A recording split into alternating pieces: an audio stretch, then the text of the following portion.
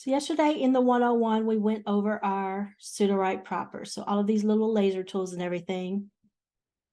We do have lots of 101s inside the Discord. And for those unfamiliar with the Discord, there's a course videos channel right here. So you have a bunch of videos that you can watch. All kinds of ranges from the 101s to the special topics and advanced classes. So check those out. If you do not have the Discord link, if you go to the question mark on your Sudowrite page, you can join the Discord right here. And be sure to answer the questions about which genres you write in, because that opens up some new channels for you. Let's dive in. So we're going to create a new project and we are going to name it. And today we are going over Story Bible. So like I said, yesterday we hung around here, going over the laser tools, the right settings, all of that. Today we're going to do Story Bible. A couple of things I want to show you because I don't think we talk about this enough. First of all, you can do a focus screen. So if you don't like this stuff on your edges, you don't want this up here, you just want to do some work in the prose that you have, you can have that focus. You can have any of them up. If I just want these two up, that's fine. I can do that. Whichever you want. I turn Story Bible on. This typewriter icon up here that says chapter generator. Clicking this will show you this box or it will hide it. So if you're not seeing that box for your beats, this is what we mean when we say the beats box. We're talking about this box. Your beats are going to be here in the middle of it, and your prose generates underneath. So again, if you're not seeing that, check your typewriter icon.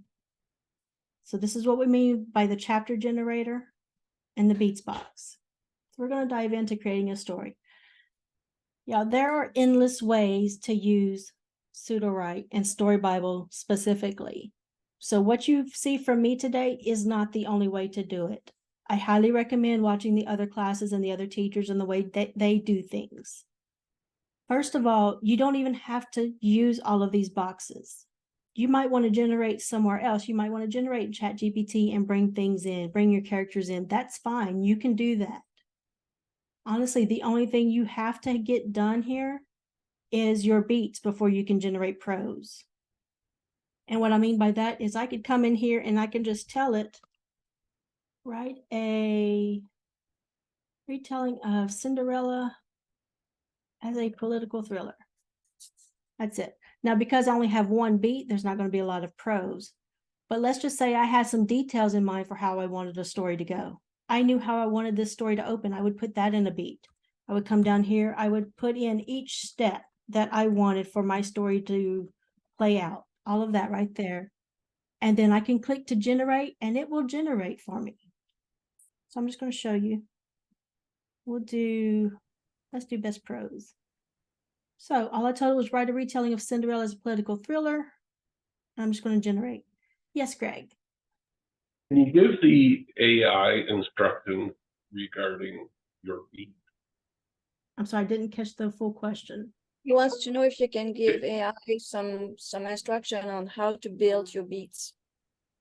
On how to build them, I would put instructions in outline. But as far as how the prose comes out, you can do a beat header here.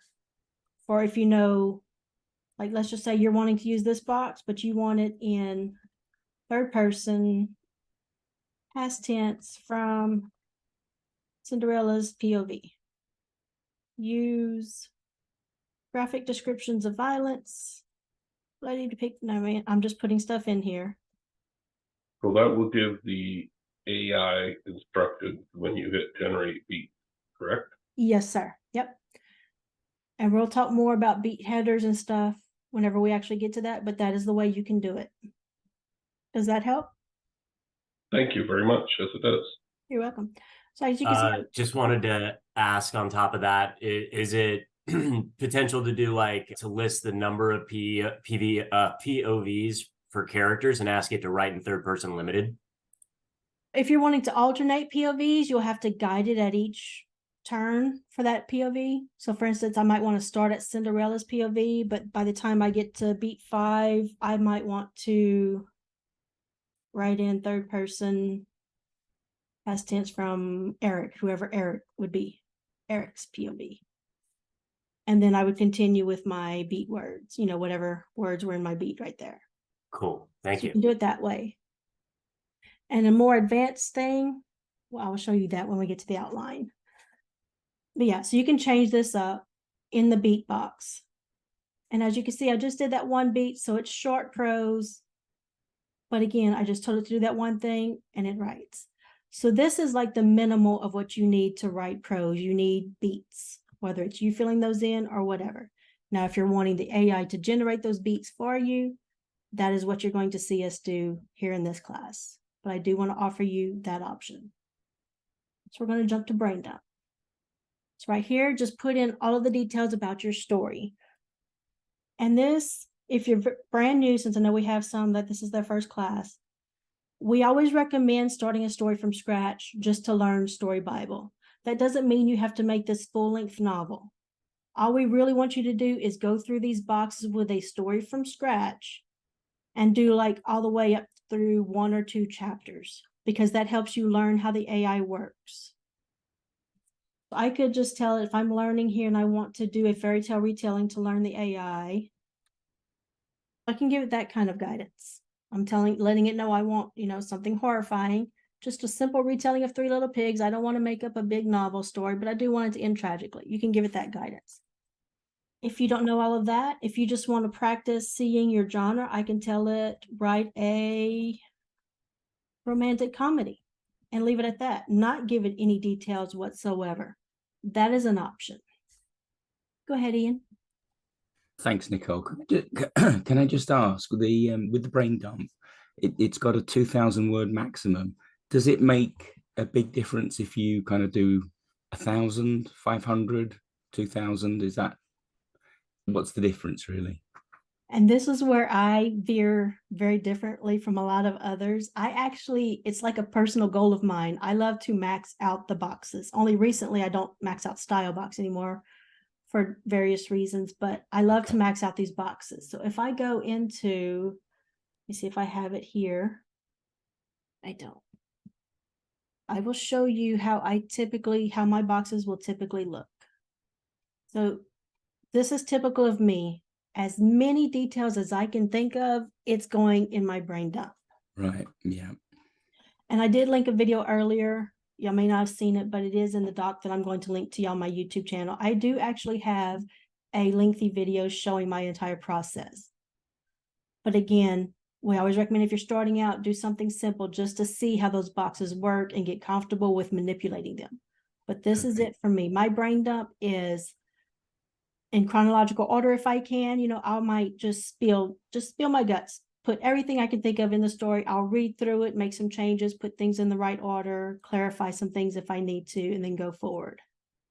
But that is my preference, to max it out. So think of it this way.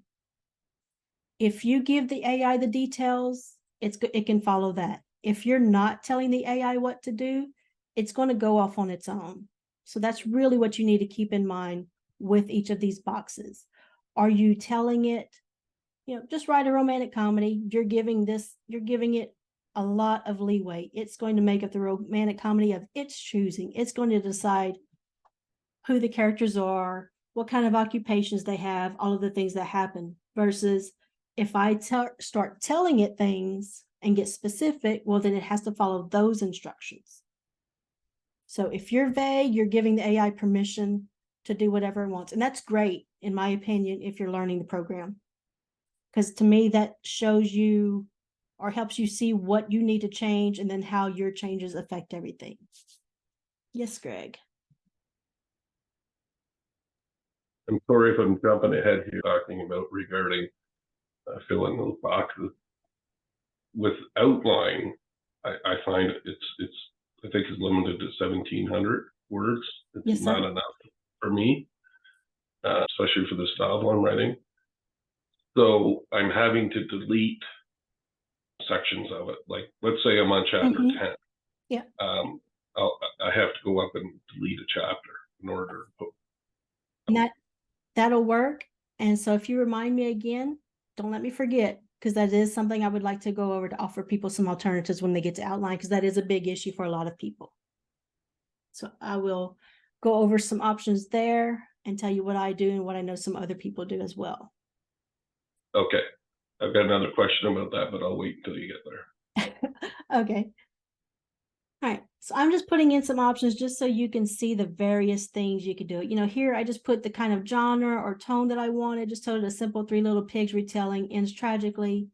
Here I gave it lots of leeway, but I know I want a romantic comedy. Here I can give it a more simple thing, but still give it the plot that I want. So in both of these, I don't really have a plot, but here I can tell it, write a dark mafia romance where a female mafia boss, if y'all have read my book or seen my videos, you know I've been using this one a lot lately because it's stuck in my head. Obviously, I need to write it.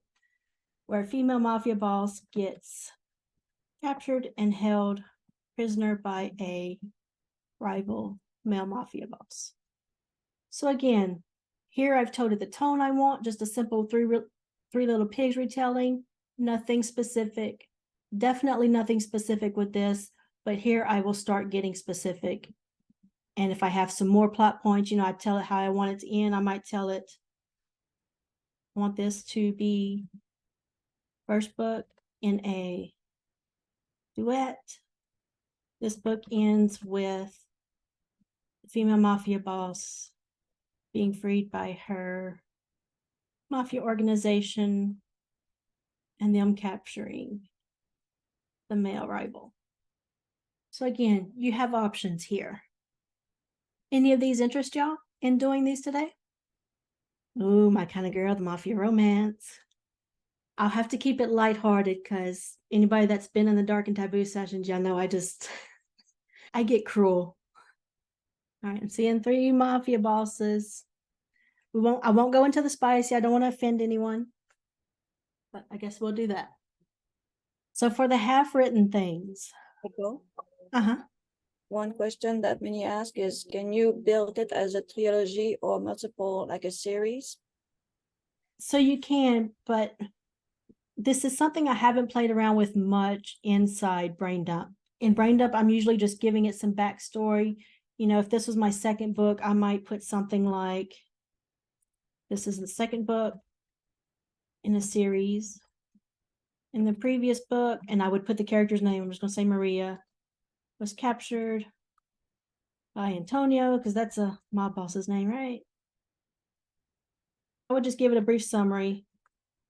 They had an enemies to lovers affair. At the end of the first book, Maria was freed by her mafia organization.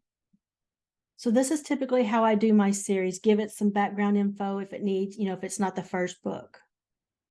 Now, for others where I know I need it to end a certain way, like for instance, in one of them, I told it this was the first book. In the next book, so-and-so's relationship is going to happen. But in that first book, they were still together, or not together, but, you know, interacting with each other. And I didn't want the AI to take that further and develop a relationship with them. So I told the AI up front, have them develop a friendship, but not a relationship. Their relationship is going to happen in the next book. Please set this up accordingly. And it works really well. Is it perfect? No, but I'm still giving it that guidance so it's closer to my end vision. One thing I do if I'm doing like my fantasies or my 5-book mafia series things, I will have one entire project. So in this instance, since I know this will be 2 books and that both books will be centered around those 2 characters, and this is probably going to confuse y'all. I'm sorry. I'm just letting y'all know the way I do things. In this instance, I would have 3 separate projects. In my first project, it would be the story in its entirety, meaning the whole set, if it's involving those same characters. Series that revolve around different main characters, I don't do this with because there's no need. I can just do a new project. But when it's revolving around the same main couple or things that I need to essentially continue that story, my first project is the whole story, again, the whole series from beginning to end. And then that just helps me get an idea of seeing any errors I make. So I will actually go up through the outline. I won't generate chapters, but I will generate up through the outline to see how it fills out the outline for me there. Obviously, doing a series, I won't be able to put every single detail, so I'm just going to cover the main plot points for those series.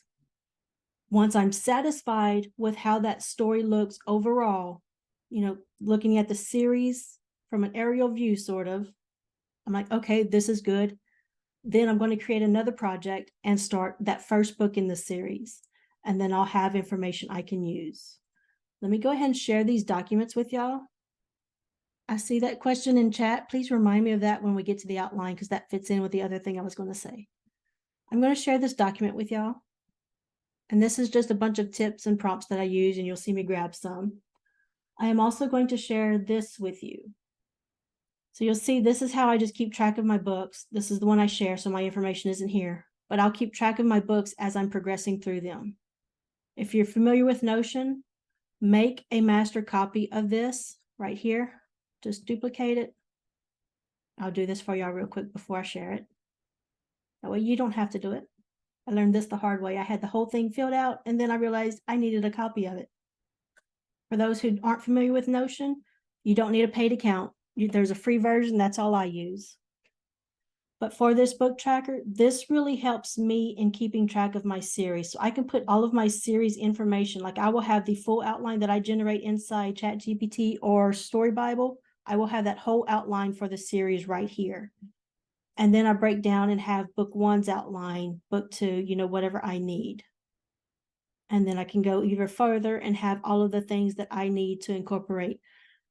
So having all of this planned beforehand really helps me to, you know, be on track and not struggle so much with what needs to be incorporated at this point in time. So there you go. Book tracker to help y'all keep track of some story information and the documents. Let me get back to that because I'll need my prompts. This is the one y'all want. So we'll go ahead and test this out. I've told it I want this to be the first book in a duet, and I've told it how this book ends. So we'll see. Another thing I recommend, put in Brain Dump, because Brain Dump does not see your style or genre. So I will put, I want dark romanticism, mafia, tone, I want it dark, and then you can put whatever else you wanted right here. And something I learned from Ryan Mathers that he did, this works better in genre, but I'm going to tell it, you can go as dark as you want. There are no limits. So when I tested this out after he mentioned it, I tested it in the genre box, and it worked really, really well because the AI just leans towards optimism. So again, we're going to generate synopsis, and it's only looking at that brain dump. So I've put that it's dark romanticism, mafia, I want it dark and erotic, and told it it can go as dark as it wants. So this is the first big step you take into making the story the way you want it. I might read through this and decide, you know what, I don't like how this plays out. I want to make some changes. If there's too many changes and I don't have an idea, I can generate a second synopsis. I can use rewrite if I have a little idea in my head and I want to incorporate. But keep in mind, if I'm using rewrite, all of these words plus whatever gets generated in my rewrite is coming out of my word count. So it's better if you just make those changes if you have the specific vision in mind. So let's read through this real quick. The dark twisted world of the mafia powers everything. City of New York. So here, you know, I might decide I don't want it in New York. I want it in Los Angeles or wherever. That's a change I would make. So it's a battleground for rival gangs. Woman known only as the boss. And if I had a name for her, I would give that. I would start that immediately inside Brain Dump. Again, going back to the pronoun things, I try and get rid of any vagueness. I don't like the words a woman or a man or her, she. I would use names. I don't want to give the AI the chance to mess up. Save yourself the frustration. She's feared and respected by her allies and enemies alike. One night she's ambushed by a group of rival gangsters, overpower and take her captive. And I can tell you right now, if you write mysteries, thrillers, mafia, there's always going to be your enigmatic character. Is it ace pass? Find yourself trapped in a living nightmare. So I like, you know, have her kind of tough as nails. I like that. And this is all very vague, as you can see. So again, if I have specific ideas in mind, this is where I would start incorporating those. As the conflict intensifies, the organization launches a daring rescue mission fraught with danger. So maybe I want, in this instance right here, maybe I want that Don guy, you know, the guy who captured her, to get shot and injured. Yes, ma'am, and Yeah, you have a question there, which I'm not sure what to tell her because I'm using plugin to do that. Jessica's asking, is there a way to put half-written story into the Sudowrite? Does it have the ability to create a synopsis and an outline from the story that is partially done? I know there's plugin, but I don't know if there's any other way to do it with the normal stuff. yeah. So you're saying you have some chapters already written? That's what she says, yeah. Okay. So the trouble that will happen is your word limit room. So if you can summarize those chapters, that would be great. And then put all of that in brain dump and let the story continue wherever you needed it to. That's the biggest issue with incorporating a story that's half written, is the word limits. And this is something they will be working on in the future with the recent changes that are coming.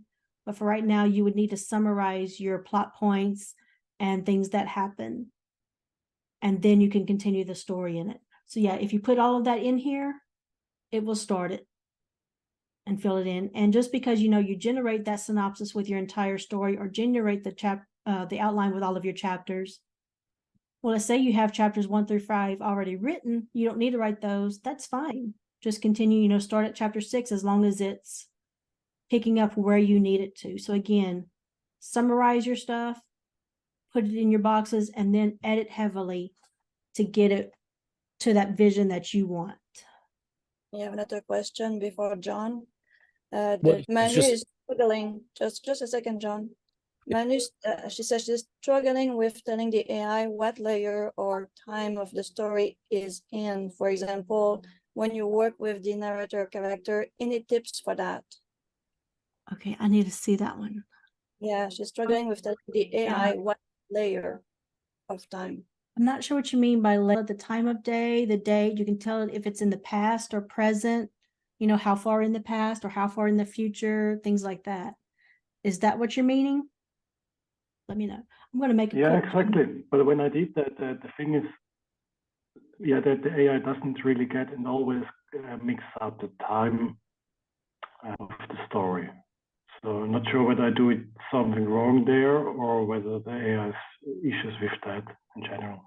It's one you'll have to keep prompting. For instance, in my Slayer one, I have it starting off, you know, the story, I tell it is taking place in this dystopian type world. I put that information in parentheses.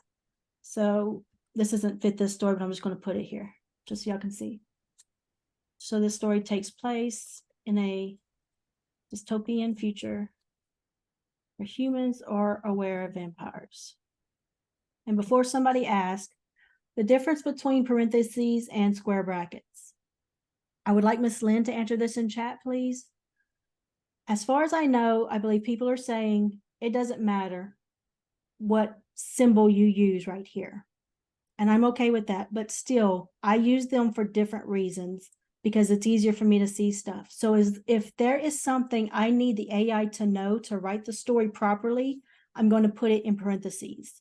If I'm giving the AI instructions or style guidance, I put it in square brackets. So just keep that in mind. That's something I do. And I'm constantly using parentheses inside my beats, you know, because if I'm avoiding pronouns, I might need to tell it, hey, these characters don't know each other. They don't talk to each other. And I will put that in parentheses. Ms. Lynn did answer, there's no difference between the square bracket. To be sure to remove all before, whoop, that went very fast. So the answer is in the chat, and then John Troy has a question. He's having his hands up for a while. Yes, sir. Go ahead. Wasn't a question, it was a comment about the previous topic. We moved on a little bit, but somebody asked about summarizing chapters that they've already written. Would it be sensible to try and use shrink ray for that, Nicole? And you could use shrink ray. It's I think it's under plugin, isn't it? It used to be under more. Yeah, so you can use shrink ray. I have not actually ever messed with this. Yeah. So if Manal or Miss Lynn or anyone else has, I saw Tabby pop in, any other regulars, if y'all have messed with shrink ray, please let us know. But yeah, that is one option, or upload into like ChatGPT or Claude and ask it to summarize, keeping all of the key plot points and details. Yeah, That's I the mean, plugin I was looking for. This is the shrink ray. When we have something too big and we want to shrink it, this is what John also used, the shrink ray. So exactly, that's what it is, John. You got it. yeah. So you could plug several chapters into that if you wanted to all at once and do a shrink ray, and it gives you a synopsis. It gives you a shortened version. It's good for blurbs on the back of books and things. It's useful for that type of function, but it'll work that way as well for summarizing previously written documents and using that as a start point rather than feeding it all into your project. All right, so this is kind of how I would do it. And this is how I did it in my vampire book, just to give you an idea of things, where you can start off with the different layers of time. So I can put all of these here. So all of this is happening 300 years ago. This is happening 1 year later. All of this is happening in present time. And I would again use these inside my beats and my outline. So let's just pretend this is my outline and this is chapter 1. It's going to say chapter 1. And then I'm going to let it know, hey, this is a prologue that happened 300 years ago, and then give the information. And this might be my chapter 2. And I'm going to tell it 1 year later. And then I would use that information again inside my beats to keep the AI on track. Remember, to save yourself frustration, if you doubt it, if you doubt the AI is going to understand, or even if you think, okay, there's like a 50-50 chance, I always say, to save yourself the frustration, just put the information out there. Tell it. So try that for the layers of time and everything, and hopefully that helps. If not, let us know in the Discord. Okay, I wanted to make a quick change right here, and then we're going to get moving on. So we are already almost at the hour. Okay, so the operation is fraught with danger, but they're determined to save the boss at any cost. In a thrilling climax, the boss is freed from her captivity. And I'm just going to say they captured Don after shooting him. I want him to be injured. And then it starts getting all lovey-dovey, and y'all know I don't like that if you've been around me enough. Yeah, no, we're not just going to have all of that with its richly drawn characters, and it tends to do this summary a lot. I also have in this thing that I gave y'all, I have some prompts that I use. So where it says prompts project, for each of the things, I have prompts that I use. So I could put this in my brain dump to guide the synopsis more into being a certain way, reinforcing that dark aspect, or telling it to not get flowery, not get metaphorical, all of those. And now that my synopsis is done, I've made changes. Again, synopsis is your first big step to getting that story the way you want it. So now that my synopsis is edited, I am going to put this prompt in here. So what this prompt does, and this is something you can do in any of the boxes, I am telling it in synopsis how I want my character list to come out. I'm not into the character box yet. This is something I can also do after characters get generated. I can put this in rewrite character box. But if I have the room in my synopsis, I might as well save that word count. I know how I want my characters to come out. So I'm just going to give it this information. These are the traits and things that I want my characters to have. I want that Enneagram and archetype, all of this stuff. I'm telling it to give me a list of 10 minor characters and the extended list of settings. This is like really good to give your story that depth. I learned this from Marigold. And then I know I like my outline a certain way, so I'm going to tell it here to form my outline like that. I like to keep my outline simple. And again, from Marigold, I learned so much from her. I want that day and time. I want the setting and location. And then I know I want my outline to have these 3 lines in it. So that is something you can do. Keep that in mind. You can prompt and instruct the AI to build your other boxes a certain way. We're going to jump back up here because we didn't fill this out. So keep in mind, again, because brain dump affects synopsis and beats, but synopsis only pulls from brain dump. The genre affects the outline, beats, and prose. Style, let me scroll up so you can see it. Style affects the beats and prose. So I'm going to go ahead and fill these out. And I'm going to say dark romanticism, mafia. I highly discourage the use of romance unless you like a bunch of lines of we're going to get through this together, or She stilled her spine, knowing they would get through this together with him by her side. If you put the word romance, I promise you, you're going to get a lot of that. So I like to use dark romanticism because dark romance is what I like to write anyways. And Monique uses, I think, romantic, or you can just get rid of romance altogether. I've done that plenty and just leaving it dark. I have no problem with it going black as my soul, but you can put different elements here. You don't have to just stick to that main genre. Let's say I'm having a fight scene. I want some action, action fiction, however you want to word it. If I want a mystery aspect or thriller aspect, I can put thriller here. Now, this is something I would do for those chapters. So if I have a chapter where there's a lot of suspense or something, that's when I would put it. If I'm having a violent chapter, I would put that as well. So you can mix and match. You can put your tropes and themes here. Again, change the genre and style box up. Both of these boxes should be changed according to your chapter, unless you have this overall genre. But if you're filling it up with all those subgenres, those other elements you want to incorporate, change them out according to the scene that you're currently writing. But you can put your genre and stuff in here first, because this helps. The term Marigold used was bake it into the outline. So I can load my genre box up with all of those themes, all of those tropes, all of those different elements, that thriller, that action aspect. Have all of that in my genre box. Then once I generate my outline, I can take those out and just leave the simple dark romanticism mafia terms in here. I'm just going to go ahead and put third person. Let's do first person for a change. I'm always doing third person. First person, present tense. Both genre and style have that recency bias. So if you're loading it up, keep in mind your last words. Let's pretend this is all in style box. Your last words have more of an impact. It's not ignoring the previous stuff, but the last ones have more of an impact. So keep that in mind for both genre and style. That's why I usually, when I'm loading up my boxes, you'll see my stuff is on different lines like this. So I can easily take something, cut it out, and plop it in at the top, or just delete it automatically. I have 3 words in my style box. That's what this says. So if I delete this hyphen, I now have 4 words. Putting that hyphen in there, putting it right here, I now have 2 words. So you can use hyphens if you need room for just a few more words to get in these boxes. It views that hyphen, it now creates it as 1 word. So I have my genre and style done now. I've prompted it to generate my characters and outline a certain way inside my synopsis box. And again, you could also do some style elements or whatever you needed, just again to add that extra oomph. I need to take out my asterisk. It does that because everything was bolded from my thing. But you can see it is doing my characters, putting all those traits that I wanted, and it gives that line of dialogue. And then it stopped on me. And this is a bug they've been working on where it's not actually finishing the command. I'm just taking a screenshot of that real quick, and I'm going to tell them, use your thumbs down to help report some things.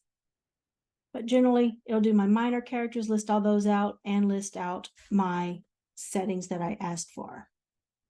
And I'm just going to remove these asterisks real quick. Should have done that. Now you'll see each character has that line of dialogue. I did discover that whenever you have an example, the prose picks it up better. I can tell it, person speaks with that New York accent, but it might go either crazy with the accent or it won't take it into account as much. So it seems to do better with specific lines of dialogues as example for how you want your characters to speak.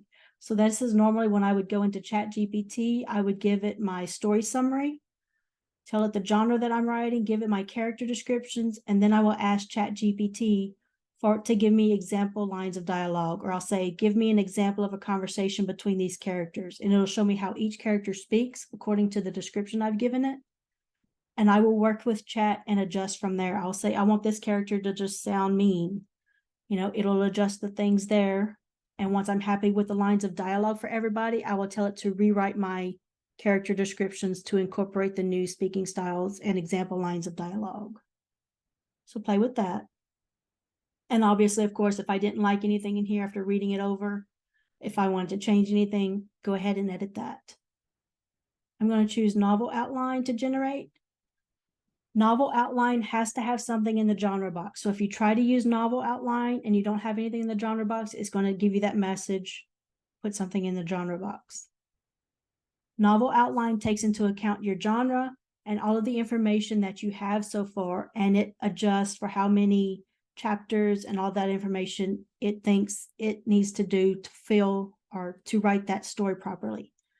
And then, of course, you have the hero's journey. Hollywood Beat, Dan Harmon's story circle. If you like shorter stories, that's great. And then the romance outline. And I'm trying to show you, I'm waiting for this to finish real quick. Another thing you can do is if you know how many chapters you want, you're certain your story needs 30 chapters, you can actually put that inside the genre box to have 30 chapters. All right, so there were 2 questions. And I've already forgotten one. I apologize. You're going to have to remind me. There were 2 people asking about outlines. So it's not finished yet, so I can't make changes. So my question was, so I'm writing a novel and I run out of space in outline. Gotcha. So what I'm having, let's say I'm at chapter 5, I have to go up and delete chapter 1. Okay. Not enough words. When I do that, does that affect the prose or the beats? In other words, for example, the prose, does the prose go back, or the beats, does the beats look at the whole outline or just the chapter? It's looking at just that chapter that you're on. Okay, so there shouldn't be any issue with me deleting stuff out of outline. Correct, but I will show you something on that. And then after I do that, John Troy, I think it was you, had another question, so remind me of that afterwards. This didn't finish either. I don't know what happened there, but it did glitch on us. Okay. So if I'm out of room, first of all, there's 2 things I do. For my bigger fantasy stuff, where I need to put in a whole lot of details, especially like in the one I showed you where I had that box maxed out with, like, you know, if you're making up race names, terminology, all of those things, you need to include it so the AI knows it, but it's taking up a lot of room. So one thing I do with my fantasy stuff or anything, or I'm just having too much, I have too many details to fit in this one project, that's again where I will break it up. So I will have that one chapter putting in as much information as I can for the entire story. Again, just covering those basic plot points. Since I'm not going to write the prose or beats in that project, I don't need to worry about the terminology or anything. I will put my story info in there.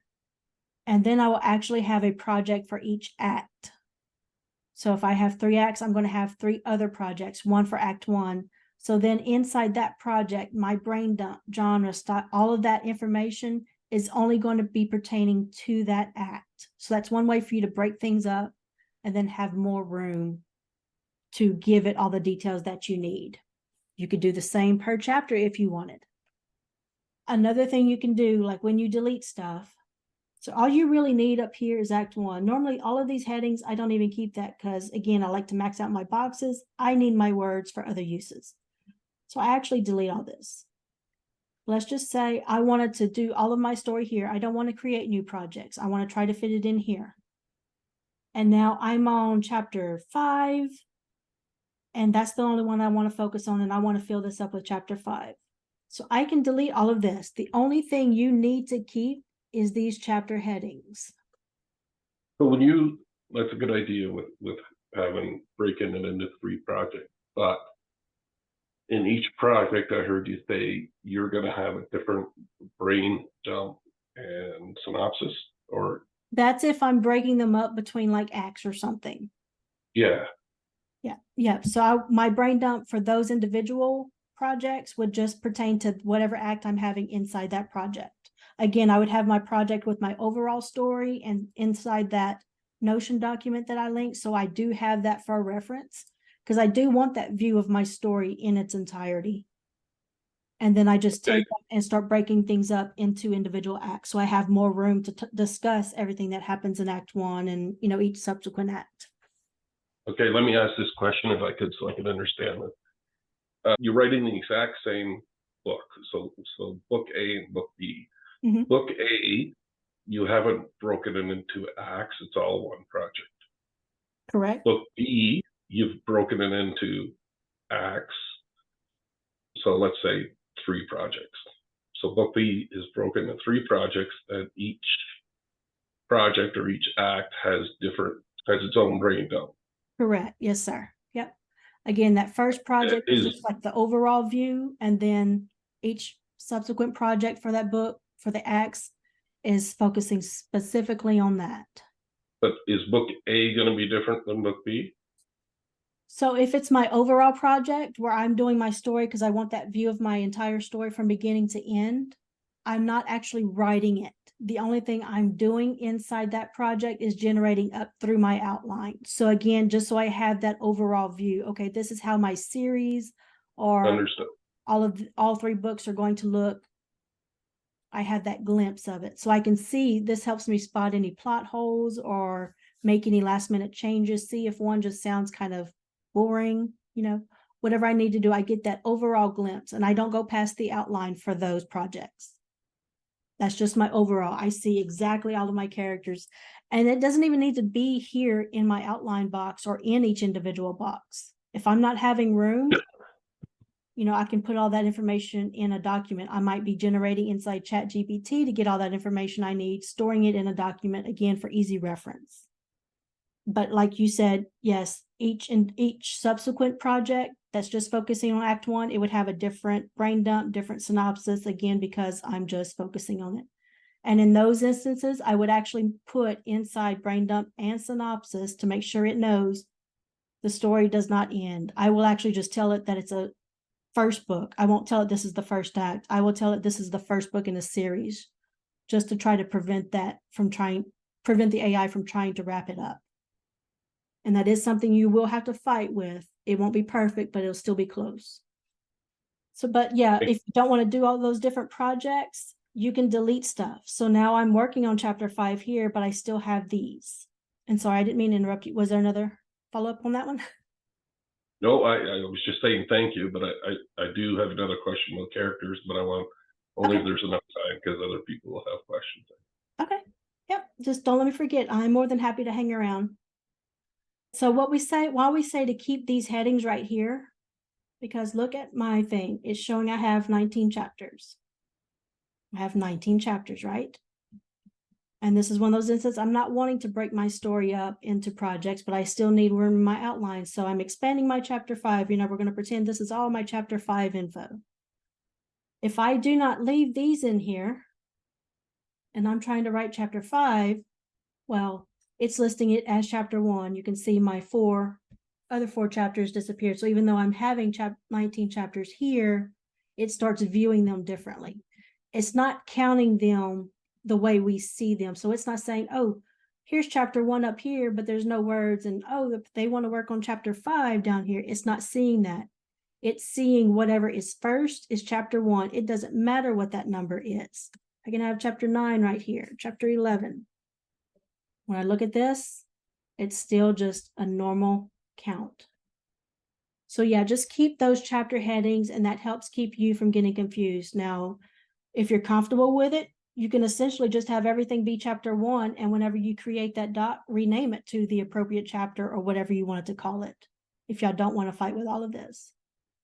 There is the history button right here, which I'm going to use down to restore our stuff. Make sure. Yep, so there's your history button. And that is on the majority of boxes. Style and genre don't have it. Brain dump, I don't even know. Does brain dump have it? Yeah, brain dump has it too. Yes, Manal. Yeah. Can you show them the way to have different generation into the outline, like novel, Save the Cat, heroes, circle, the story circle? There. You want us Thank to generate it or just talk about it? Just talk about it to show them the difference, because they have a question in the chat about how the AI know when to do Act 1, Act 2, on what is it based. Okay, so yeah, that is going to determine on your outline of choice. Again, novel outline, that was created by, the prompting was created by Elizabeth Ann West. That's my default, except for my fantasy stuff when I tend to use Hollywood or Hero's Journey. So it just follows those. It goes by according to the information that you have and when it determines that next act needs to begin. So you can actually, if you're not familiar with these, you can actually look these up online. Hollywood Beats, so, you know, you can compare it to Save the Cat. So you can actually research these online to see more of what they would involve in your story. But it takes everything into account. So again, your outline is looking at your genre, so it knows if it was the fantasy or a romance. And it's looking at all of the information inside Synopsis, including your plot changes, your plot twist, all of those that need to happen. And that's when it determines when the next act needs to kick in. And honestly, I don't even use acts. I don't care. You know, I don't, as a reader, I don't care. Oh, when is act 2? So I delete those. Again, I need my word counts for other things, for details. So I delete all of that. You can see this one's got 5 acts. Yeah, it just takes those plot changes into account. All right, let's look at one of these real quick and start generating something since we are over. John Troy, didn't you have a question on outline? Sorry. I'm looking for one with lots of action here. Sorry, would it help if I took myself off mute, wouldn't it? Talking to myself as usual. The Story Bible has broken all of the boxes down nicely on the left-hand side, so you can jump to them very easily. That's good. That's a new. I just wondered why it didn't include beats and prose after outline, because there's no quick way. Well, there are other ways of getting to those, but it wouldn't seem to make sense to put them all in the same place so that immediately after outline, you've got your beats and you've got your prose and you can jump to them at any time very quickly. Otherwise, you've got to scroll down and go through outline and go to the bottom of outline, I think, and then you get your first set of beats. But why haven't they put it on the left-hand side? Is there a reason for that, or just me? So you can, it's going to create a new doc. Let's see, let's do chapter 11. Looks like it's got some action. So I'm going to do chapter 11 right here. Yep. And you'll see it'll automatically flow up to it here. Yeah. But everything was in this one spot because not everybody likes to use Story Bible. I think y'all would be surprised at the number of people that just prefer to use the auto write and guided write. So this was kind of a way just to not add in yet another thing down here. So if I'm using my write and auto write, it's just right here in this doc now. You know, I don't need my box. I can just use this feature. And plus, once the prose gets generated, since prose gets generated down here and it's now in that doc, you know how before we had to send a doc to get it in here if we wanted to mess with it? Yeah. Now we don't have to do that, and I can use all of my laser tools here. So it's just kind of like a condenser, I guess you'd say. You know, there's no reason if we're using documents for other features, there's no reason for us to have essentially 2 places for documents, if that makes sense. Okay. Now, let's say you're in outline, you need to go down here and make a change. And now I don't want to scroll back. I mean, you can scroll back up here, but you know, I'm down here and I don't want to do all that scrolling. I can actually, once I've created that document, whichever one I need to go back to, I can click and it'll jump me up to that. So that's, you know, that does help a little bit. Yeah, true. It's just, just for me, it's easier to look at a menu. Oh, I get it. Yeah. But that is something we discovered the other day, you know, I can easily just click into them and it's going to flip over to that. The only other point, I think when you were talking about point of view quite a while ago now, a good half an hour ago, you said you'd come back to it when you got to outline. Yes. Thank you. Sorry, I needed a drink. Yeah. So if y'all want to do different points of view, that is something I could actually, let me make sure my beats generated. Sorry for all the scrolling back and forth, y'all. Okay, those generated. So we're going to come back to beats. So we know I already have my outline done, but something else I can prompt in Synopsis, and I'm going to show you different ways to do this. So let's just say, I'm going to put that in the chapter, in the outline thing. So I can tell it alternate POV between, I didn't even see our characters' names, Selena and Antonio. Okay. So I can alternate POV between Selena and Antonio.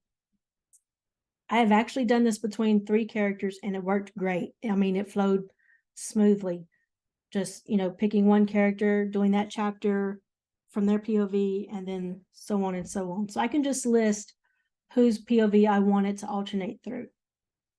I can also tell it alternate POV between that person, and then I can say chapters should be in Selena's POV, even chapters should be in Antonio's POV. So I can do that here.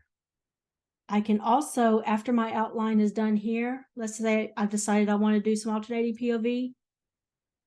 I could request here to rewrite the chapters and have alternating point of view between Selena and Antonio. So that's two different ways you can do it. So let's do this real quick just to see if it'll generate correctly or make a liar out of me. Nicole?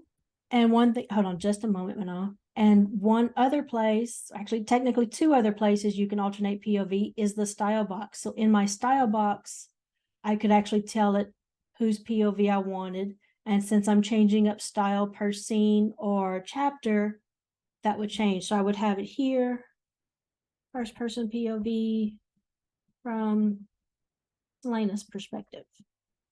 So I could have that here and then just change this up as I need it. Another spot, again, is the beat headers. So there's all kind of places where you can manipulate everything right here. Yes, ma'am, Anna. Where's your double star come from in your synopsis? Did you get everything from ChatGPT and that's why you have all those double stars? It's because I copied it from here and everything's bolded here and double stars on the side, that's coding. Okay, and is it doing any impact on writing when they are there? Do the stars have any impact on it? Yeah.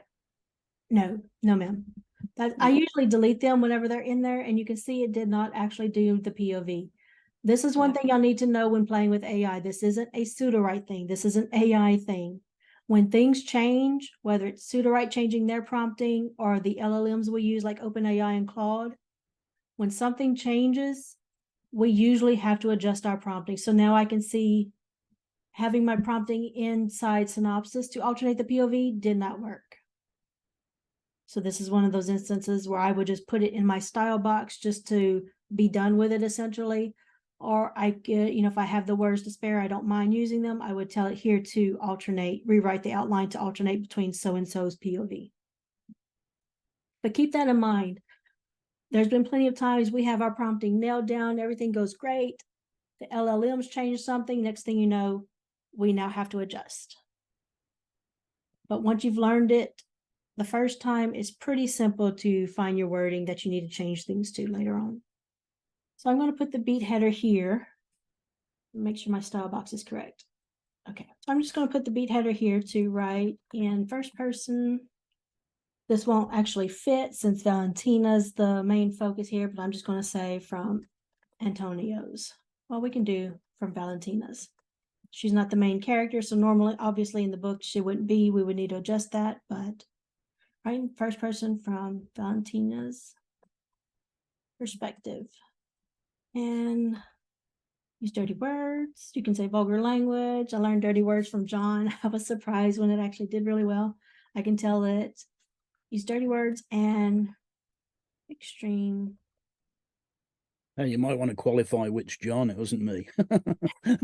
Oh, sorry, John Crison, yeah. And Right, extremely violent. Use dirty words. And so that's stuff you can do to guide the AI further. There's so many steps you can take in style guidance. That style box is not the only one. I can layer things in. When I am in my outline box down here, this is one thing you can do when you're alternating POV, especially if you're trying to do first person. I could tell it, use first person POV from so-and-so's perspective right here. This really helps avoid that head hopping. So I would have it here in my outline in the side of the chapter summary before my beats get generated, so that when my beats get generated, again, they're not going to be perfect, but it'll be closer to that perspective that I need right here. I can also tell it if I wanted to focus on something in particular. If this is a moment where a traitor is revealed or something, I can have it, build up to that moment of revelation and have everything be very ominous. So you got your style box to guide things. You can put style guidance here in your outlines before you generate your beats so that your beats follow that as well. And then you can also put guidance up here in this header. I can even switch down here. Maybe I want to switch to so-and-so's POV in number 7. I would just put something similar to this, except I would put it inside number 7 right here before it starts. Something to keep in mind. Okay, so this is what's called a beat header. These are our beats. Each one of these, 1 through 12. I have 12 beats right here. So this is the beats box, also called the chapter generator. I don't think I've ever called it that, but that's the name that we're stuck with right now.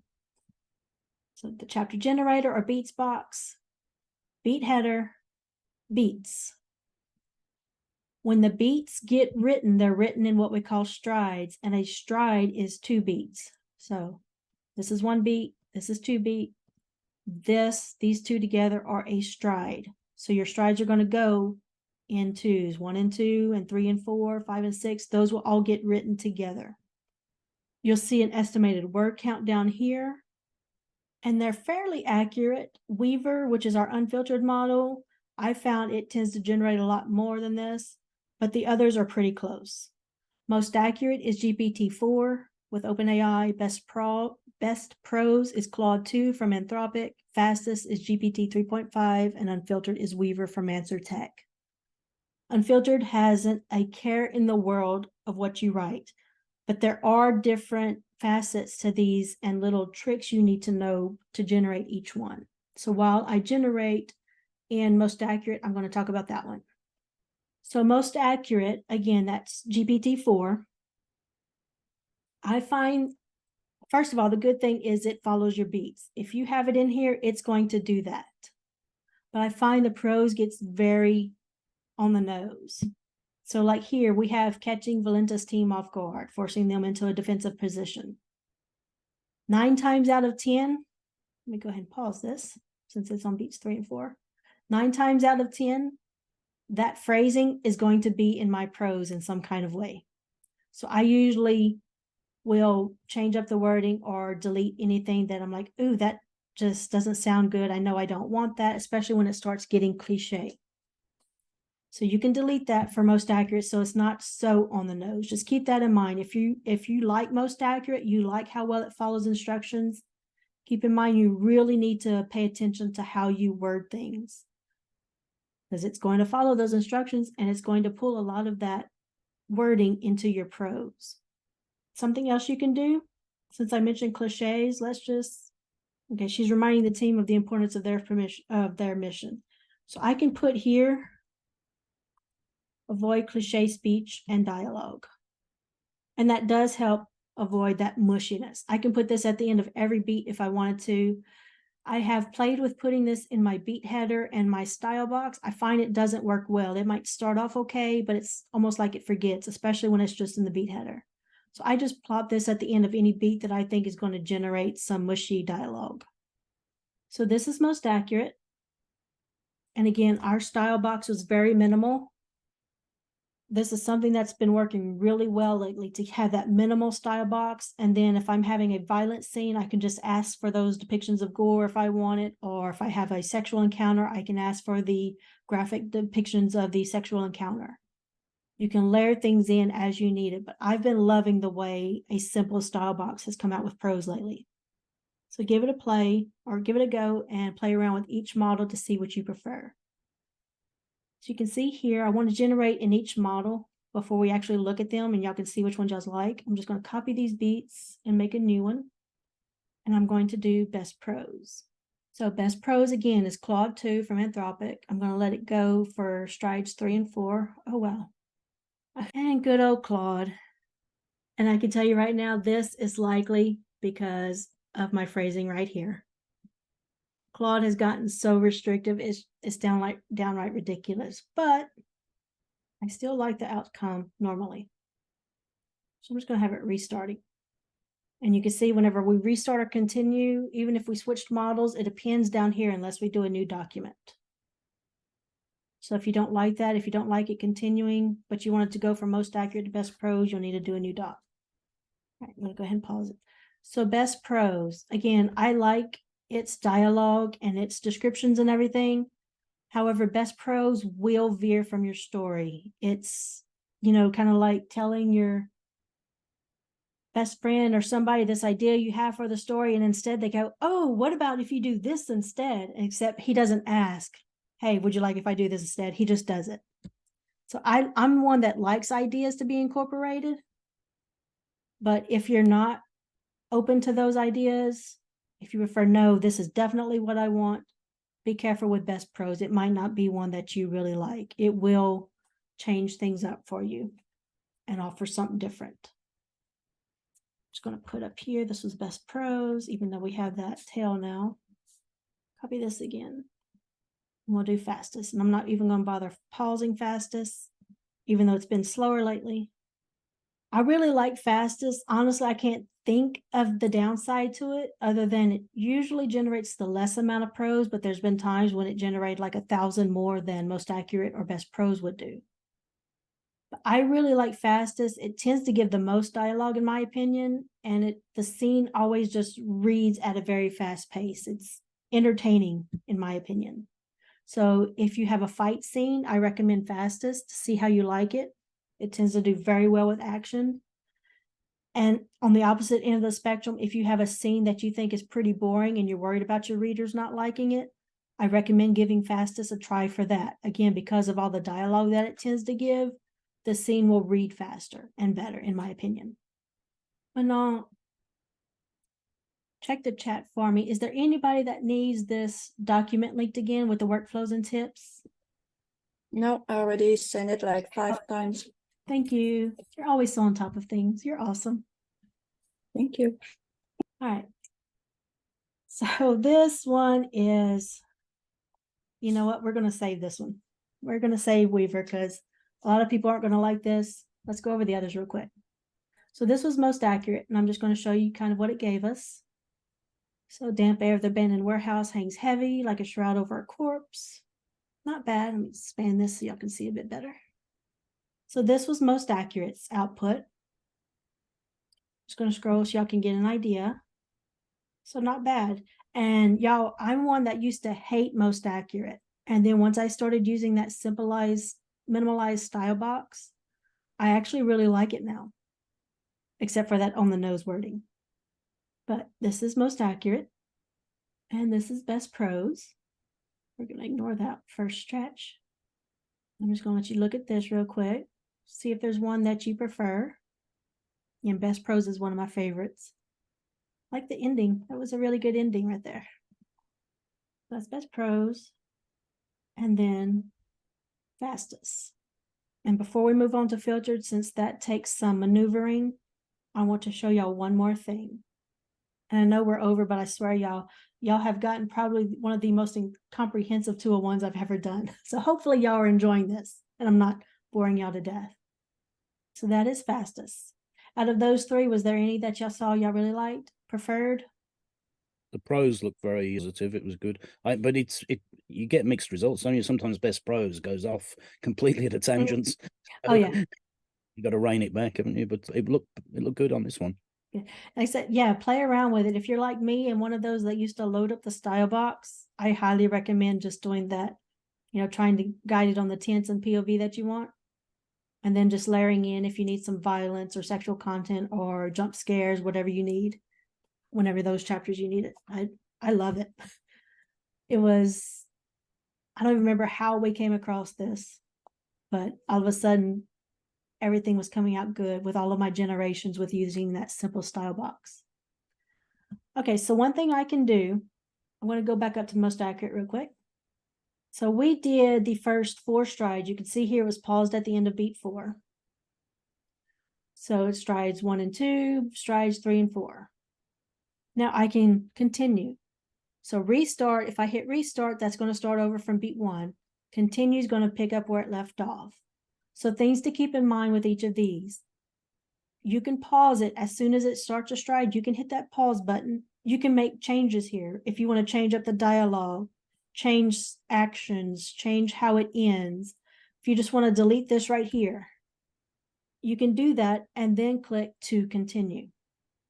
And you can stay inside the same model if you want. So if I want to continue inside most accurate, I can switch over to whatever other of these models. If I want to switch over to best prose, I can now switch over to best prose. It's going to continue. Something to keep in mind whenever you do continue, if you've made edits here, let's just say I took out half of this. Well, I know it kind of needs to pick up back on that beat. It's going to say beats 5 and 6, that it's working on this stride, but I promise y'all, it does actually read back and pick up where it left off. So while it might not say it's on that beat, it does continue it very nicely. And it takes all of your edits into account. So if you changed up some style, if you put some more vulgar words in there, whatever you changed up, it takes that into account whenever it continues. And I can just decide I want to go through all of the models this way. You know, maybe I want to do a stride in each one. It's going to go through them. So that's something you can do, play around with them. One of our users, Mindy, she likes to start and do her first stride in most accurate, make her edits, and then she continues in best prose. And she says that helps keep best prose on track a little bit more. So if you like best prose, but you're still struggling with that, keeping it on track, that is one tip for you. Yes, ma'am, Mana. Can you mention how we can transform a script into a novel? So someone is having a script and she wants to get it written as a novel. Can you just mention quickly how? So if you have a script, you can input that inside your beats, and in your instructions here, ask it to transform it. I'm not qualified to speak on that since I don't do script writing. You can talk to Marigold or Mindy inside our Discord. Marigold actually has a YouTube channel and she does a lot of this, y'all. I'm just going to link her stuff to you real quick. So she has a lot of script writing somewhere in her videos. I think it's like 14 sessions maybe. So she's one I would recommend watching. Like I said, I'm not qualified since I don't do that. I'm not one to answer questions on it.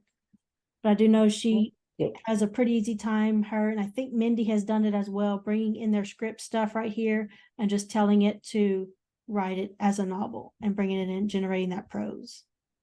Okay, so now we are on Unfiltered. That's the only other one we haven't worked with. Again, Unfiltered doesn't care what you're writing about. It has no problem. You're not going to see those error messages like, I'm sorry, I don't feel comfortable writing that content.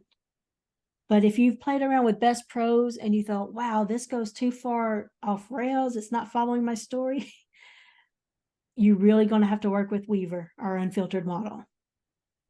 The best way to use Weaver, this unfiltered, sorry, I'm so used to calling it Weaver, but the best way to work with unfiltered is in chunks. So I can generate all of my beats. You see, I have all of my beats generated here, but I will not leave them in. If I'm using the unfiltered, I am going to cut these out. I will save them in a new document just for safekeeping in case I cut, paste anything else. So if I'm working with unfiltered, and you can do up to 4 beats at a time, it will start veering at 4 beats, but it's not terribly bad. So if you want that mixture of sticking to your story, but maybe giving just a little bit of ideas, 4 beats would be ideal for you. But this is how you keep unfiltered on track. You do 2 beats at a time. You'll see I put these ellipses here. This is thanks to John Creason playing around. This makes the AI think there are 2 more beats after it.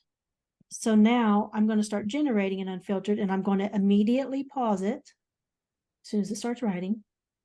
So I'm going to immediately pause it. And because I have those ellipses here, I'm still going to have that continue button, even though I don't have actual beats. And you'll see when you're working with unfiltered, like it's paused right now. That's just some back-end prompting. The unfiltered model Weaver is meant to be like a role-playing model. So it produces very short output, and Sudowrite had to do some back-end prompting to get it to continue. That's why you'll see it pause and then continue a lot. Sometimes you'll see the wording like providing might come out providing ding. It's just that continuation thing. I'm just going to let this one finish up real quick, and I'll show you how you can continue it. And again, I highly recommend this. Again, I'm one that's open to ideas, but even Weaver goes way too far from my perspective. So I'm going to go back to those beats I copied, and I'm just going to take the next 2. Cut those, go back to it, and I will put them in between the last beat and the ellipses. And that's the process I'm going to repeat until I've done it all. So now those 2 beats are in here. I still have my ellipses underneath, making it think there's more beats to continue. So I'm going to hit that continue and pause it once again. I sometimes worry if I pause it too soon on this one. Okay. And then you'll see it'll continue. And then once again, it's going to pause, and I can just repeat that process of adding in the beats for it to continue the whole scene. This is the best way to keep it on track. And of course, as with all of them, you can pause it. Once it's done, make whatever edits you need to make inside of it. Let's check the Weaver output. I was just kind of waiting for it to finish. Oh, for Weaver too, the unfiltered. If you like first person, it doesn't really work just to put that in the style box. For Weaver, you need to have it in the style box and in the header, and you need to have this hyphen between first and person. I don't know why, but it works better that way. The creator of Weaver was actually in a class with us. He was surprised when it did first person. And I didn't realize that was the key, but that's the way I typically always put it, write it out. And another person had noticed that they were just putting it without the hyphen, so that seemed to be the key. But again, you also need it here in your header. It doesn't pick it up as well from your style box. The other ones do. If you ever just are working with a model and it seems to not be carrying over, it might do a couple of strides the way you need it, but then it seems to forget, you can always just drop it into the beginning of a beat, every so often, just put that in there. It's not going to mess anything up. It'll just kind of remind, hey, you're supposed to be writing in first person, present tense from so-and-so's perspective.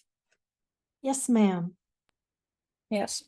One is asking if, can you do the same thing with all the other methods of generating? Yeah. Oh, you mean remove the extra beats and just do 2 at a time, or however many at a time? Yep, you can do that. That's another good method to use with best prose, especially if you find it's jumping too much, but you really like the output otherwise, you can do that. That's great. So, and the other one, can you show where it is, the Weaver unfiltered again? Yeah. So Weaver is the bottom one, unfiltered. It says no first person POV. Like I said, it's just, you gotta really put it in there. I keep it, if I'm doing Weaver, and I do to third person all the time, and it doesn't have a problem with third person, but if I were doing first person, I would have it in my style box and here as well. And again, just use that hyphen. That seems to make a difference. And for Weaver, I would also keep doing it here. That question, why not first person? Why no first person? No, it will do it. They put that in here because so many people were having trouble with it. They were saying, oh, Weaver doesn't do in first person. Or I don't know. I asked them that the other day. I'm like, why y'all saying no first person? It does first person. But that was just a thing. I guess they didn't, anybody that specifically solely writes in first person, they didn't want them using it being disappointed, I guess.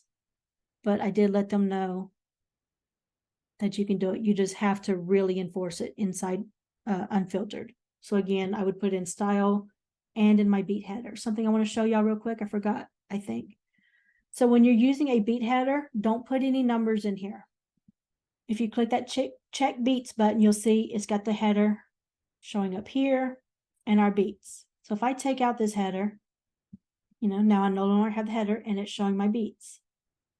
This is one of the boxes. Honestly, obviously it has the most impact on prose between your beats box and your style. But it's where you can really add in all of your details. You have 2,000 words here for this box. So 2,000 words per scene, essentially, to put all of those details. That's why I always tell people, honestly, don't get so caught up in the fact that the outline box it's smaller. Yes, it can be a pain sometimes. I really understand because I've struggled with it myself. But I also find when you're generating beats, if you're bringing your own beats in, this doesn't matter as much. But if you're having the AI generate the beats, it does a better job when it has less to focus on. I tell people, think about it whenever you're really busy. If you have so many tasks that you need to focus on, how good of a job are you really doing at those tasks?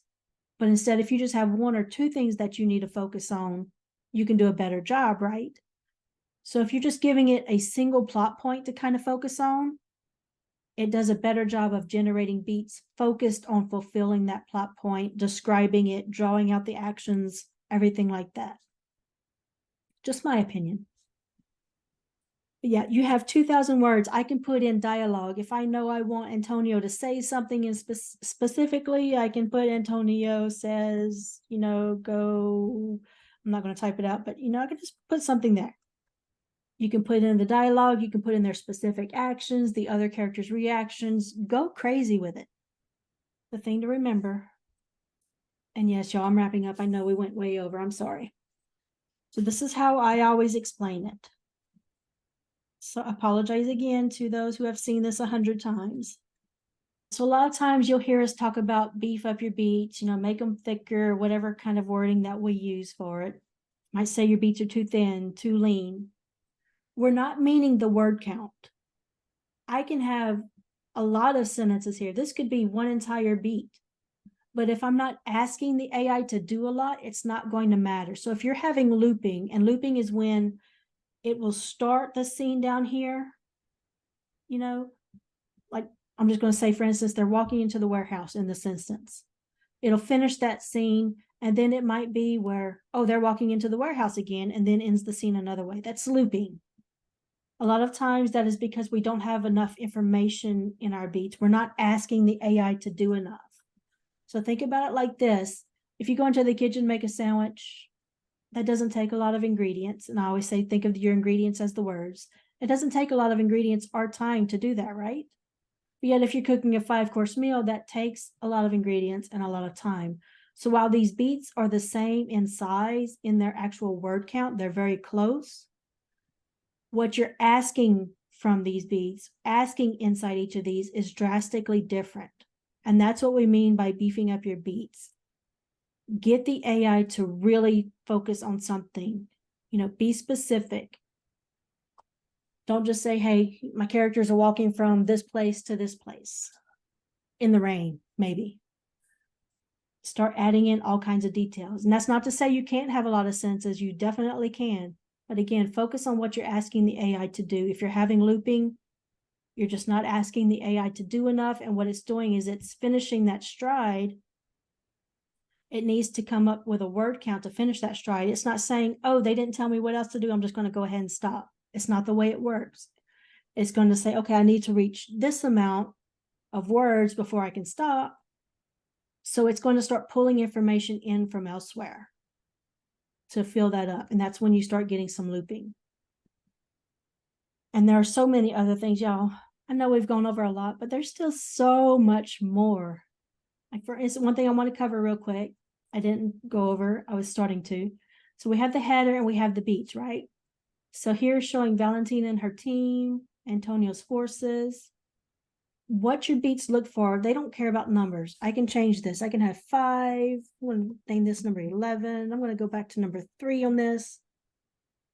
It doesn't matter. It still reads it, just like the outline. It reads it in order. So numbers don't matter, but if you have a beat header, you need to have that number 1 there. That's what separates it. That's what tells the AI everything in front of this is a header, everything after this is a beat. But since the numbers obviously don't matter, I can take out these numbers. And again, they're still there. What the AI looks at is carriage returns. So you see these are on 3 different lines, right? We have Valentina and her team, Antonio's forces, Valentina takes charge. That's showing beats 1, 2, and 3. If I combine that, well, now it changes it up because there's no carriage return anymore. So whereas now it's Valentina and her team, Valentina takes charge, intense gunfire. Those are the first 3, but now that I've moved that, intense gunfire is number 2. So that's what it looks for, is those carriage returns for your beats. My mouth is dry. I think I have overloaded y'all with information. Luckily, this is recorded. Y'all will be able to watch it soon. Are there any other questions? Like I said, there's so much more, but please just, I know it can be frustrating. That's why we recommend starting with a story from scratch so you can start playing with these boxes. Especially a story that doesn't matter to you. Do that fairy tale retelling that's really short. Play around with the boxes. See how your changes affect everything and just kind of get a feel for how the AI works. And then you can really dive in and start doing all the little tips and tricks and everything else and really finding your workflow. Any questions before I stop the recording? I'm going to go ahead and stop everything.